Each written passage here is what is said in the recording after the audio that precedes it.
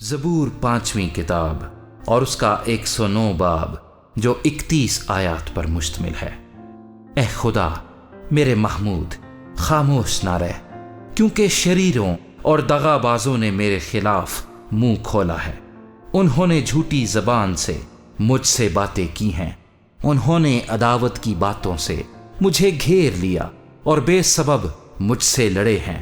وہ میری محبت کے سبب سے میرے مخالف ہیں، لیکن میں تو بس دعا کرتا ہوں۔ انہوں نے نیکی کے بدلے مجھ سے بدی کی ہے اور میری محبت کے بدلے عداوت۔ تو کسی شریر آدمی کو اس پر مقرر کر دے اور کوئی مخالف اس کے دہنے ہاتھ کھڑا رہے۔ جب اس کی عدالت ہو تو وہ مجرم ٹھہرے اور اس کی دعا بھی گناہ گنی جائے۔ اس کی عمر کوتاہ ہو جائے اور اس کا منصب کوئی دوسرا لے لے۔ اس کے بچے یتیم ہو جائیں اور اس کی بیوی بیوہ ہو جائے۔ اس کے بچے آوارہ ہو کر بھیک مانگے، ان کو اپنے ویران مقاموں سے دور جا کر ٹکڑے مانگنا پڑے۔ قرض خواہ اس کا سب کچھ چھین لے اور پردیسی اس کی کمائی لوٹ لیں۔ کوئی نہ ہو جو اس پر شفقت کرے، نہ کوئی اس کے یتیم بچوں پر ترس کھائے۔ اس کی نسل کٹ جائے اور دوسری پشت میں ان کا نام مٹا دیا جائے۔ اس کے باپ دادا کی بدی خداوند کے حضور یاد رہے اور اس کی ماں کا گناہ مٹایا نہ جائے۔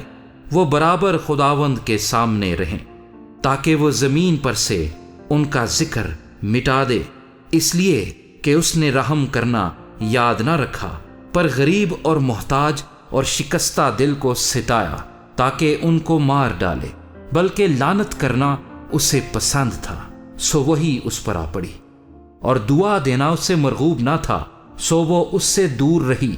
اس نے لعنت کو اپنی پوشاک کی طرح پہنا، اور وہ پانی کی طرح اس کے باطن میں اور تیل کی طرح اس کی ہڈیوں میں سما گئی۔ وہ اس کے لیے اس پوشاک کی مانند ہو جسے وہ پہنتا ہے، اور اس پٹکے کی جگہ جس سے وہ اپنی کمر کسے رہتا ہے۔ خداوند کی طرف سے میرے مخالفوں کا اور میری جان کو برا کہنے والوں کا یہی بدلہ ہے۔ لیکن اے مالک خداوند، اپنے نام کی خاطر مجھ پر احسان کر، مجھے چھڑا، کیونکہ تیری شفقت خوب ہے۔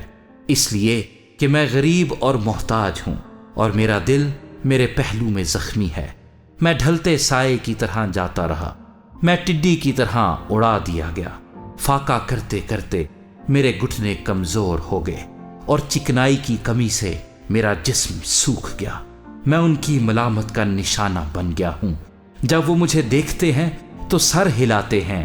اے خداوند میرے خدا، میری مدد کر، اپنی شفقت کے مطابق مجھے بچا لے، تاکہ وہ جان لیں کہ اس میں تیرا ہاتھ ہے اور تو ہی نے اے خداوند یہ کیا ہے۔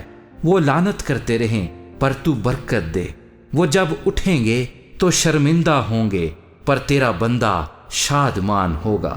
میرے مخالف ذلت سے ملبس ہو جائیں اور اپنی ہی شرمندگی کو چادر کی طرح اوڑھ لیں۔